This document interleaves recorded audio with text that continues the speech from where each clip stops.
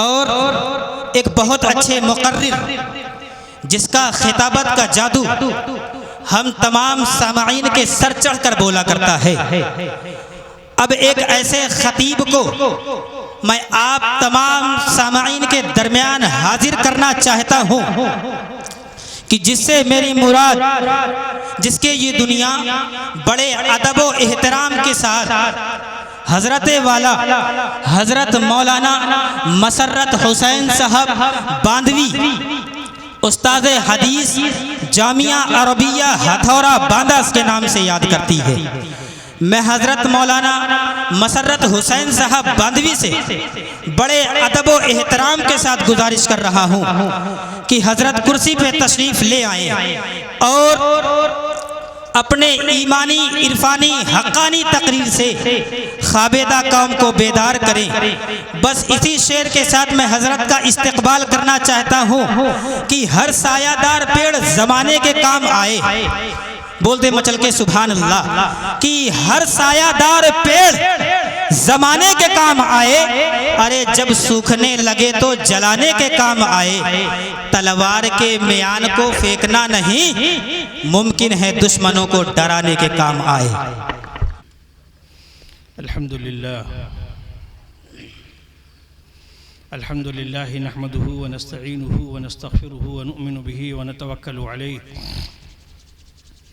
ونعوذ باللہ من شرور انفسنا ومن سیئات اعمالنا من يهده الله فلا مضل له ومن يضلله فلا هادي له ونشهد أن لا إله إلا الله وحده لا شريك له ونشهد أن سيدنا وسندنا ومولانا محمدا عبده ورسوله أما بعد أعوذ بالله من الشيطان الرجيم بسم الله الرحمن الرحيم النبي أولى بالمؤمنين من أنفسهم صدق الله العظيم وقال النبي صلى الله تعالى عليه وسلم لا يؤمن أحدكم حتى أكون أحب إليه من والده وولده والناس أجمعين صدق الله العظيم۔ ہر ابتدا سے پہلے ہر انتہا کے بعد، ہر ابتدا سے پہلے ہر انتہا کے بعد ذات نبی بلند ہے ذات خدا کے بعد۔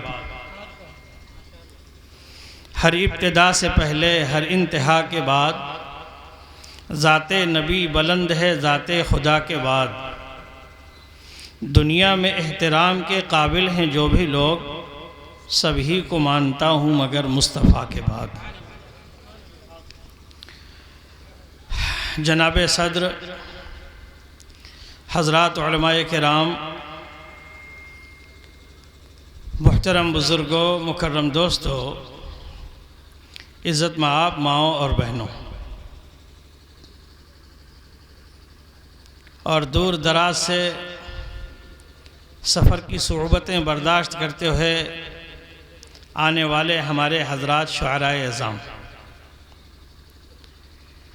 مجھے حکم ہوا ہے، اس لیے میں آپ حضرات کی خدمت میں بہت ہی مختصر وقت کے لیے حاضر ہوا ہوں، اور ہمارے مہمان خصوصی اصلاً جناب حضرت مولانا مفتی محمد صالح صاحب دامت برکاتہ ہیں، انشاءاللہ خطاب وہ فرمائیں گے۔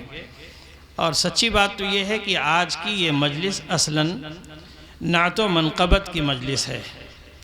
اس مجلس میں انشاءاللہ العزیز حضرات شعراء اعظام سے تاجدار مدینہ جناب محمد الرسول اللہ صلی اللہ علیہ وسلم کی شان عقیدت میں آپ حضرات مسلسل یکے بعد دیگرے گلہائے عقیدت ملاحظہ کریں گے۔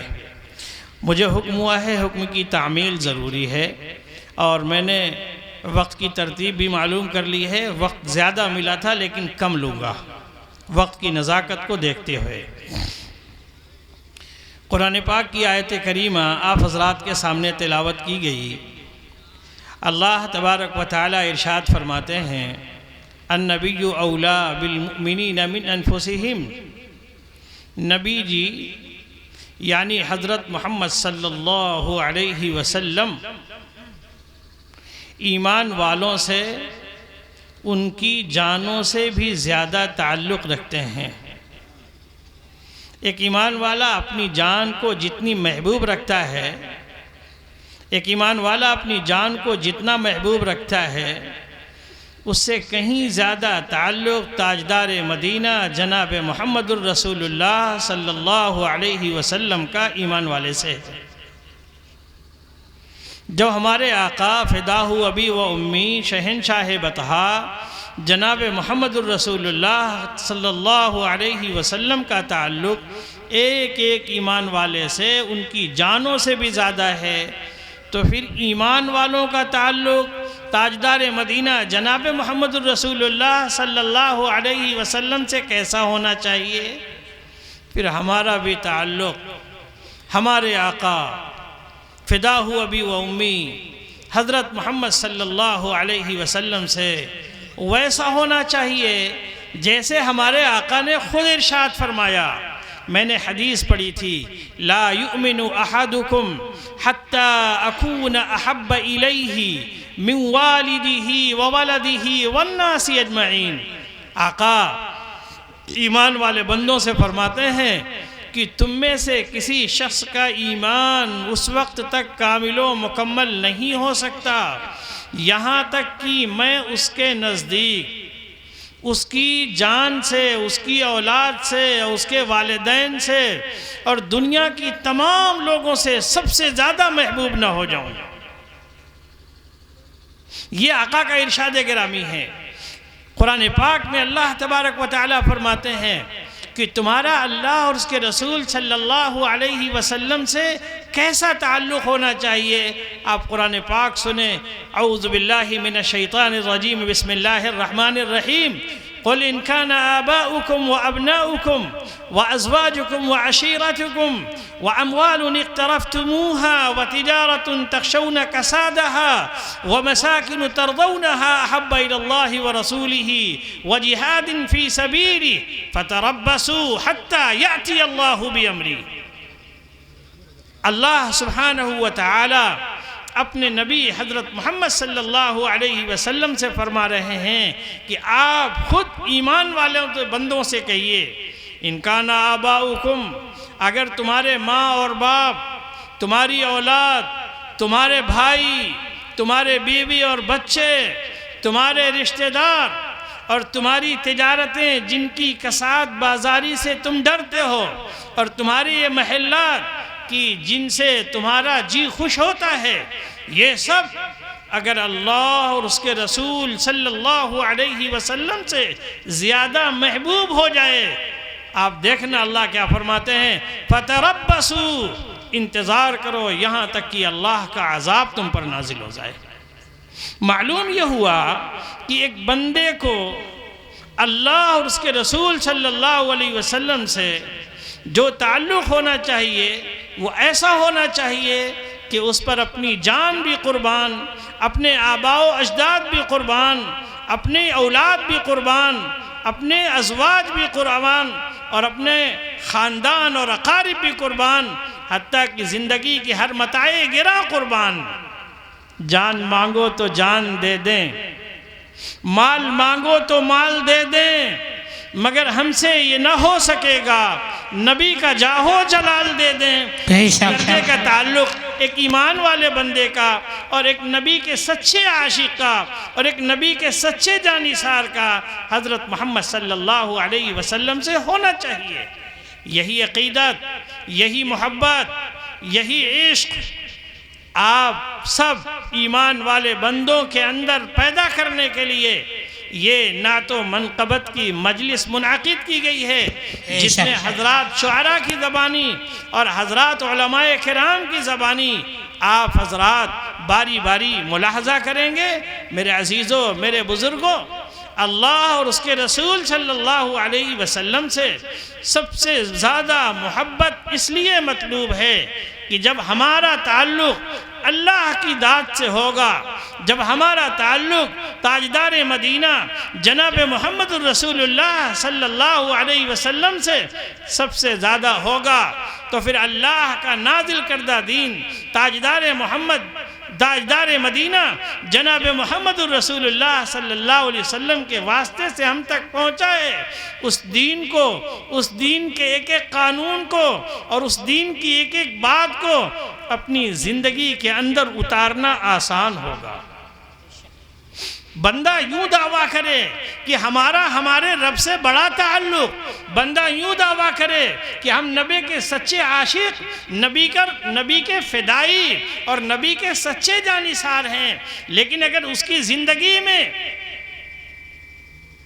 تاجدار مدینہ جناب محمد الرسول اللہ صلی اللہ علیہ وسلم کی صحیح اتباع اور سچی پیروی نہیں ہے تو پھر وہ اپنے دعوے میں سچا نہیں ہے، جھوٹا ہے۔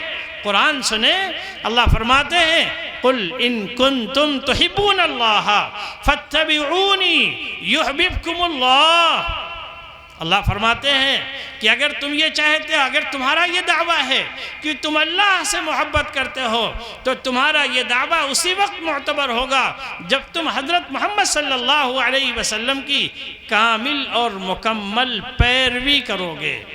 اس لیے میرے عزیزوں، میرے بزرگوں، صرف واہ واہ کہنے سے نبی کا حق ادا نہیں ہو جاتا، صرف واہ واہ کہنے سے آپ کے ایمان کے اندر جلا پیدا نہیں ہو جاتا، بلکہ واہ واہ پوری عقیدت کے ساتھ، پوری محبت کے ساتھ ہماری زبان سے نکل رہا ہو اور پورے جسم کے اندر گویا ایک کیفیت پیدا ہو رہی ہو، اور پھر ہم اپنے جسم کے اندر اس احساس میں ڈوبے ہوئے ہوں کہ آج ہمارے سامنے جس نبی کا تذکرہ ہو رہا ہے حسن عقیدت کے ساتھ، حسن محبت کے ساتھ، پورے جذبات اور وارفتگی کے ساتھ، کیا ہمارے اس نبی سے ایسا ہی تعلق ہے؟ اور کیا ہمارے دل میں ہمارے نبی کی ایسی ہی عظمت ہے؟ اور کیا ہمارے نبی سے ایسا ہی عشق ہے؟ آپ اپنے گریبان میں سر ڈال کر دیکھیں اور ذرا غور کریں کہ آپ کے عشق کا، آپ کے تعلق کا، آپ کی محبت کا، آپ کی وارفتگی کا، آپ کے جذبات کا آپ کے نبی حضرت محمد صلی اللہ علیہ وسلم سے کیسا تعلق ہے۔ جس درجے کا تعلق ہوگا اس درجے کا عمل نبی کی سنت پر آپ کی زندگی میں ہوگا۔ نقش قدم نبی کے ہیں، جنت کے راستے اللہ سے ملاتے ہیں، سنت کے راستے خلاف راہ پیغمبر قدم جو بھی اٹھائے گا کبھی رستہ نہ پائے گا، کبھی منزل نہ پائے گا۔ آج ولیم مسنونہ کی تقریب میں آپ حضرات یہاں تشریف رکھتے ہیں۔ عزیزم حافظ ذیشان سلمہ کا نکاح ہوا، اور نکاح کے بعد نکاح خود ایک مبارک عمل ہے، اور تاجدار مدینہ جناب محمد الرسول اللہ صلی اللہ علیہ وسلم کا ارشاد گرامی ہے اولم ولو بشاتن، جب یہ نکاح کہ اللہ توفیق دے دیں تو آقا فرماتے ہیں ولیمہ کرو، ولو بشاتن۔ عہد نبوی میں بکریاں بہت معمولی چیز جانی جاتی تھیں، تو آپ نے فرمایا اگرچہ بکری کے ذریعے سے ہی تم ولیمہ کیوں نہ کرو لیکن ولیمہ کرو۔ الحمدللہ ایک مسنون تقریب کے بعد ولیمے کی بھی مسنون تقریب ادا ہوئی، اور اسی کے شکر اور اسی کی خوشی میں اس محفل کا انعقاد عمل میں آیا ہے۔ میرا جی یہ چاہتا ہے کہ اس وقت ہم جس مہینے سے گزر رہے ہیں، اس مہینے میں شادیوں کی دھوم دھام ہے، شادیوں کا تہلکہ ہے، جگہ جگہ نکاح کی تقریبات ہیں، آپ بھی مشغول ہیں، ہم بھی مشغول ہیں، اور گویا ہمارا پورا معاشرہ اور پورا سماج اسی میں مشغول ہیں۔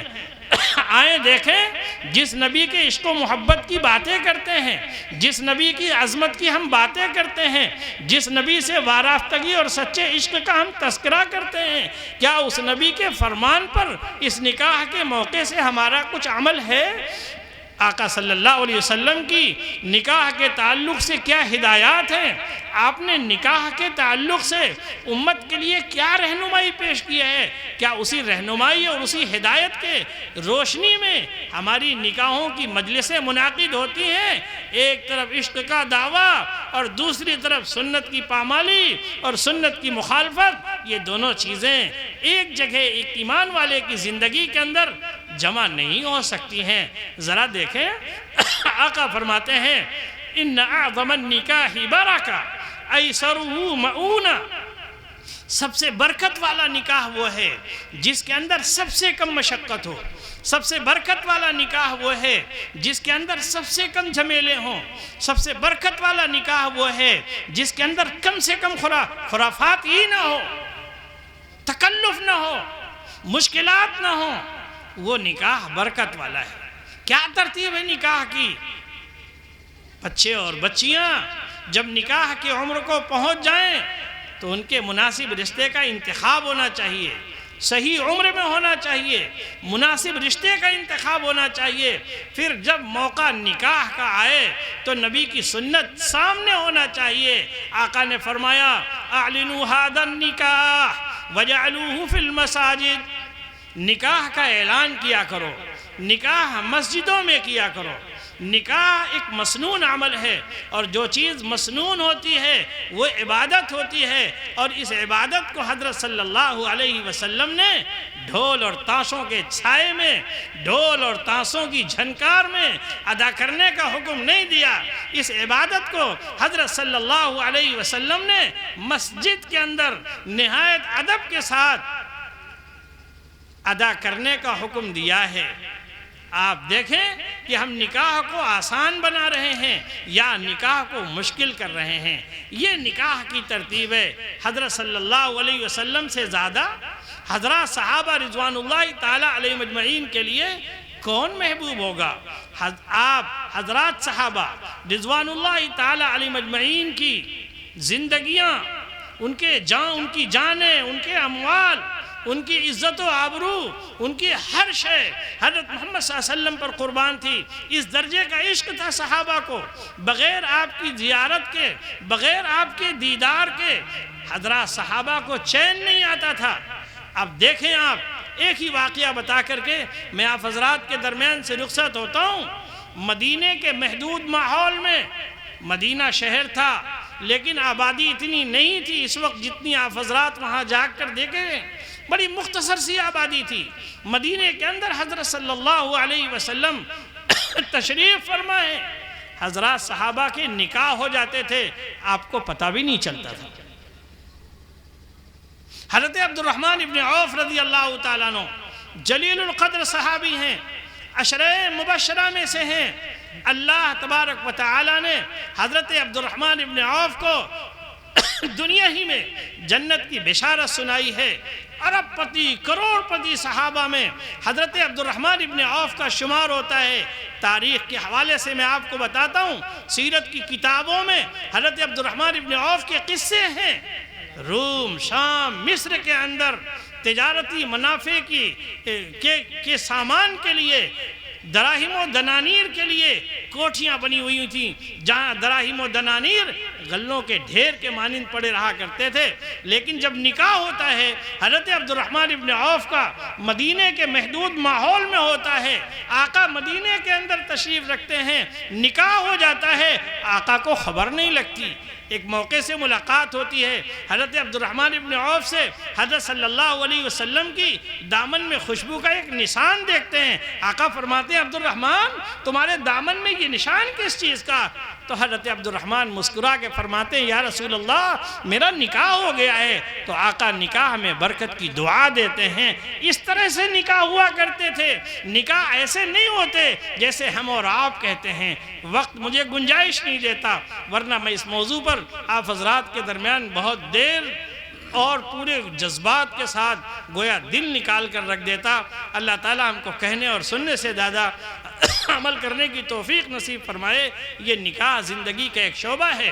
زندگی کے ہم کسی بھی مرحلے میں ہوں، زندگی کے ہم کسی بھی مقام میں ہوں، زندگی کے ہم کسی بھی شعبے میں ہوں، زندگی کے ہم کسی بھی موڑ میں ہوں، خوشی میں ہوں یا غمی میں ہوں، سب سے پہلے ہمارے سامنے ایک ہی چیز ملحوظ ہونا چاہیے کہ ہم اللہ کے بندے ہیں، ہم اپنے رب کو اپنا رب جانتے ہیں، اس کے نبی حضرت محمد صلی اللہ علیہ وسلم کو آخری نبی جانتے ہیں۔